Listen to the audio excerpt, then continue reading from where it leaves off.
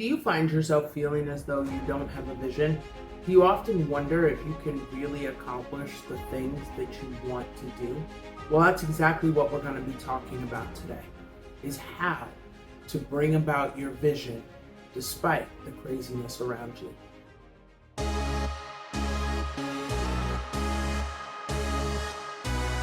Gentlemen, welcome to Destiny Education Hangin with the Fellas podcast with your host, Toina.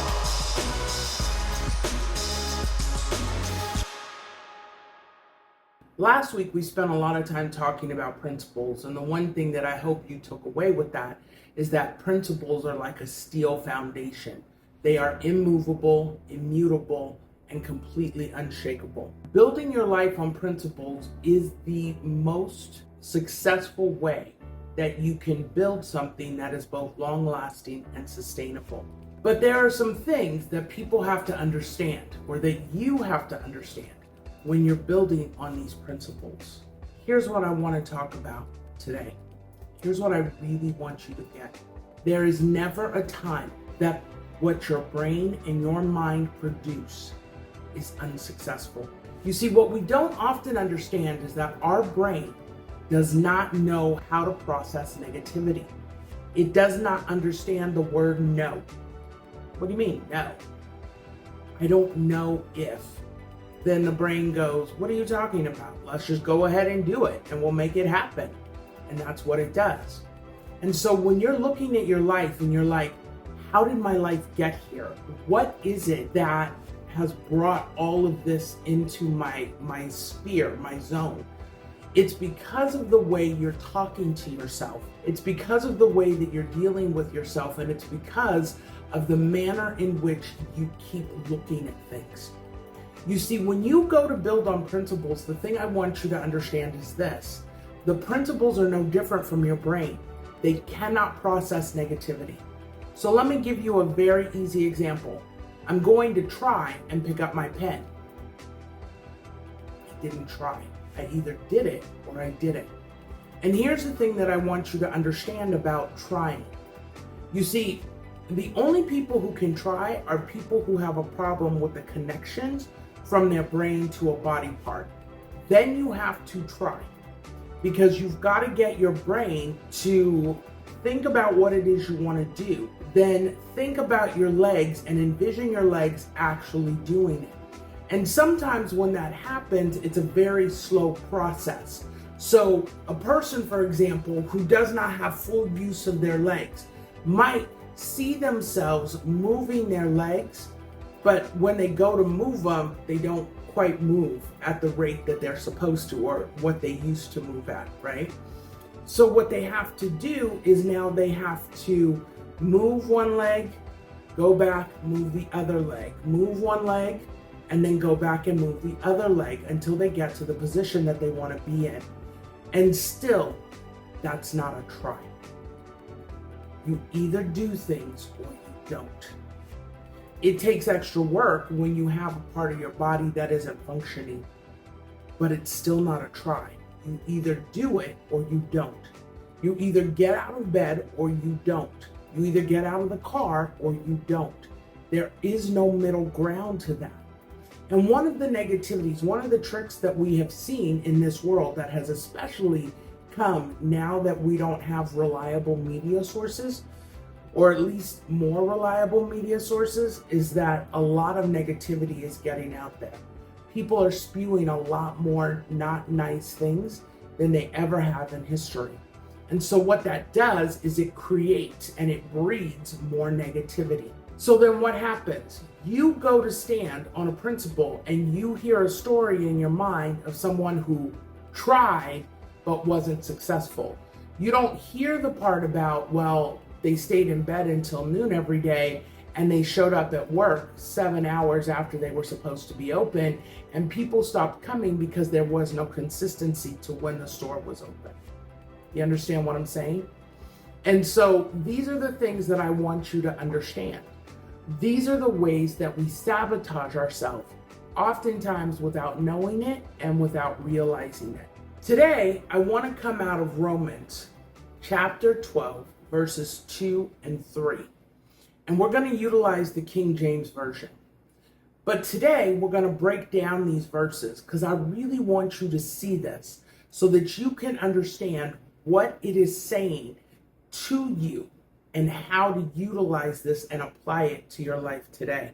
And be not conformed to this world, but be ye transformed by the renewing of your mind, that ye may prove what is that good and acceptable and perfect will of God.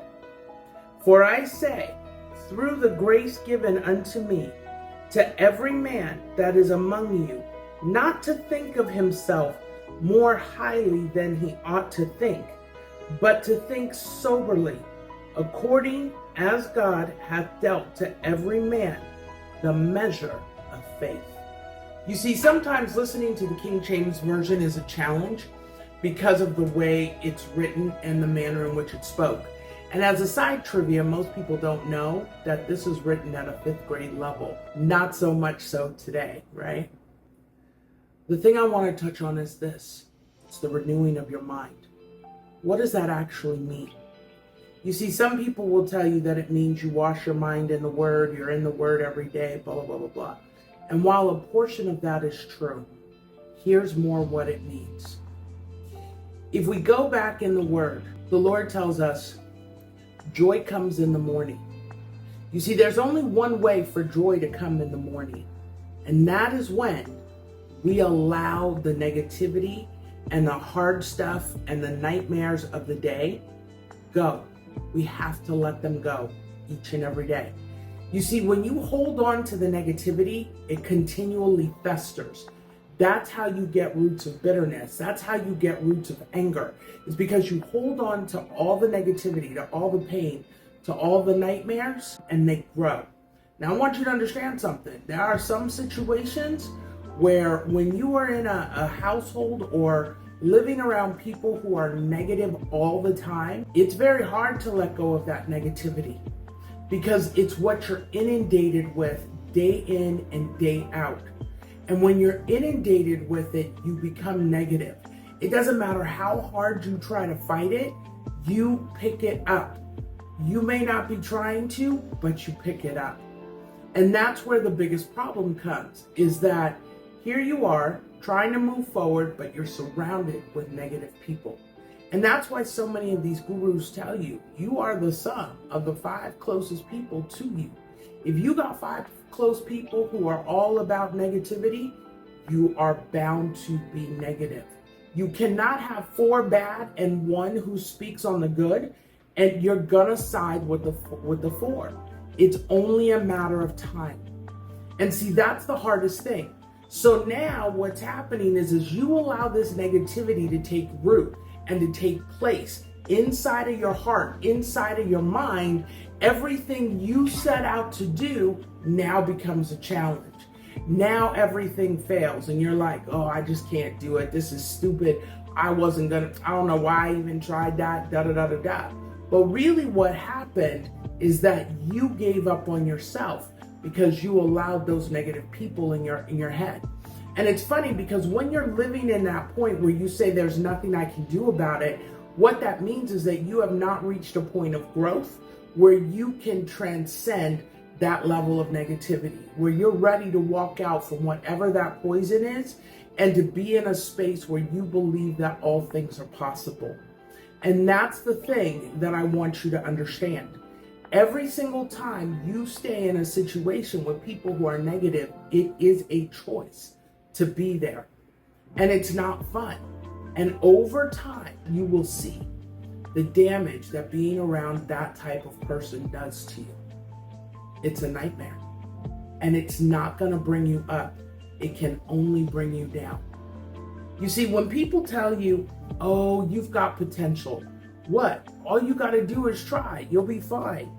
I think I can, but what if? You see, all of those are words of doubt. Those are words of destruction. Those words paint an image that isn't real. You see, if you can't grasp the concept that your brain never fails, this is going to be an impossibility to you, because your first key is to understand that the principles, just like the brain, Do not fail. Last week, we did an experiment and I said, do not think about an elephant. And what happened? You thought about an elephant. You see, you can't tell your brain to not do something. You can only tell it what it is that you want it to do. I want you to go be a success. I want you to create this world that looks like this for me. I want you to help me open doors so that we can bring into our life private jets and great relationships and people who genuinely love me for who I am. These are the things that you have to start telling your brain. And then you got to hold on to those wants for dear life. I want you to imagine that you are riding a mechanical bull and whoever is at the controls is not a nice person. And so they got that bull riding hard. It's on top power. And he's like, oh, you ain't staying on this bull. You about to fall off. And you're like, I'm staying on this bull. That's what has to happen when you decide to start speaking that life into your brain. When you decide to start telling your brain what you want, you got to remember you are about to ride a mechanical bull on high power. Don't let go of those reins. No matter what, you hold on. Decide that you're going to do it. Wrap your wrists around those reins and hold on for dear life, okay? Because that's what's going to come against you to try and stop you. And you have to not want it to. Not let it in. Tell it to go away. You see, when the demon met Jesus in the wilderness and he said, look, I can give you all of this that you see. Jesus didn't argue with him. He didn't say, no, you can't. He goes, it is written. He stood on the word. That's how we renew our mind. When that negative stuff hits, we stand on the word. You see, Jesus knew that he could give him all the kingdoms and stuff, but the cost that he was going to pay was tremendous. You see, you think that just because in this life that's about yay long, you're making the right decision. But you got to start thinking about a life that's significantly longer. You see, you want to still be doing this when this world ends. And that's what I want you to understand, is that what you're living in right now is not forever. I know that people try so hard to tell you, oh, the world's been around for millions of years. If you can't look at what is happening in your society today and go, I don't understand how we would have made it millions of years, then you got a problem. Because we don't have the capability. The greed, the nastiness of human beings does not allow them to stand for that long of a period of time. So what you're dealing with is a nightmare, really, when you think about it. And here's why it's a nightmare. Because if you think that you're going to leave this earth and go someplace else, that doesn't motivate you to go. Don't forget that God said, I created the earth to be inhabited. It will be inhabited. That's paraphrase. However, I want you to understand that because he tells you the new heaven and the new earth come down to earth. We're going to be here on earth. You're not going up to heaven and floating around in wings with harps. That's not even a thing. You got to let these images go because now you're standing in your way. Well, I would rather. It's not a choice. Listen, people like to convince you that God is all about trying to throw you into hell. If God were about trying to throw you into hell, you know what he would have done? He would have done it when Adam and Eve fell. He could have just scrapped the human beings and started all over again. He didn't have to keep them. They blew it. They're stupid. I don't want anything to do with them. That's not what he said, because that's not who he is. And so to try and paint him as someone who sees human beings that way is a crime. And it's blasphemy at the highest level because he loves his people. Loves his people. That's why creation testifies to the existence. Now, I know a lot of you out there are dog lovers, okay? Or you've been around people who are dog lovers. A dog is a perfect example of how the Father loves his children, his people. He is loyal to them no matter what they do. There is nothing more disheartening to me than a dog who is abused by someone And at the end of the day, if you try and take them away from their person, that's their person. Even though their person beats them, even though their person hurts them, they still are loyal to that person. That's who God is. His people beat up on him, they talk about him, they say horrible things about him, but he still has the hope that they will make a different decision. That's what I want you to hold on to. God ain't trying to throw you into prison, and he's not trying to keep you from being a success. He wants you to look and see who he really is. So let's go back to this. Principles will always, always, always require that you understand the truth. In order to renew your mind, you must not have the option to, you must develop a mindset of gratitude. Listen, gratitude does not mean that when bad things happen, you say, oh, thank you for this awful thing that happened to me. That's not what you thank him for. Thank you for giving me the strength to walk through this. Thank you for giving me the strength to not cuss this person out. Thank you for allowing me to see this situation from multiple sides so that I can find out how to create winning situations for everyone involved. Those are the things that you're thanking him for. Thank you for allowing me through this process of growing to have the freedom and the ability to grow. Thank you for sending me people who've been down this road, who can take my hand and walk me through how to do this. You see, gratitude is about being grateful for the strength and the things that you have. It's not necessarily the physical things. It's the characteristics that you have inside yourself that allow you to stand up to the plate and be the bigger person, that allow you to offer the other cheek. When somebody hits you on the right side, you give them the left. They hit you on the left, you give them the right. That's what you're being thankful for. You have the strength to do it. You see, we don't often understand that within the spirit, when God tells you he's reaping hot coals on somebody's head, that's exactly what he's doing. He's watching. And I gotta tell you, because you know, Medea, Tyler Perry, has a line in Diary of a Mad Black Woman that I say all the time. Sometimes God take too long. I need people to get God right then. Y'all know what I'm talking about. Don't be friendly. Don't pretend that you don't know what I'm talking about. Sometimes when people do things to you, you're like, oh no, this needs to be instant karma. And you start waiting on fire to fly down from heaven and electricity to shoot down and shock them where they stand and just take their life. Like, these are the things that you look for. And don't lie to yourself. Yes, you do. You want people to get God instantly. That's not how this works. God's a farmer. He's patient. We are not patient. And we want everything yesterday, or we wouldn't have problems with impulse buying. You've got to be grateful. You know what, God? That was the most painful thing I've ever done in my lifetime. Thank you for holding my hand as I walk through that. You know, I want to thank you in advance for sending me to people to help me know how to deal with this pain, because this pain is a little more than I know what to do with. I don't know how to process this. And I want to thank you for being there, for sending someone to be there, for sending your word so that it can help me overcome this pain. If you don't have people you can talk to, sometimes that's hard. But a lot of times you do have people you can talk to, or God will send somebody through YouTube, through Instagram, through TikTok, who will say something that gives you what you need to be able to walk through that moment. I want you to understand that. Because you can only make the principles work when you are constantly renewing your mind. And the only way you can renew your mind is to have a spirit of gratitude, to be thankful. Not thankful for the event that happened, but thankful for the strength to walk it through. And that's how you become a success. That's how you become the person who can stand on principles.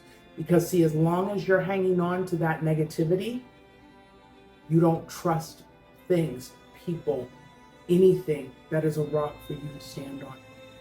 You don't trust it. And that breeds doubt. And doubt breeds failure. And now your mind creates exactly what it is that you don't want. See? All right. On that note, I will see you next week. Have a wonderful week. Don't forget to like, subscribe, and ring the notification button so that you know every single time we release one of these videos. And leave us a comment. Let me know your thoughts. Let me know what questions you have in those comments below. I look forward to hearing from you. See you next week. Fear has no power in this bright hour. We touch the sky, we rise and fly. Let the music take control, feel it in your soul.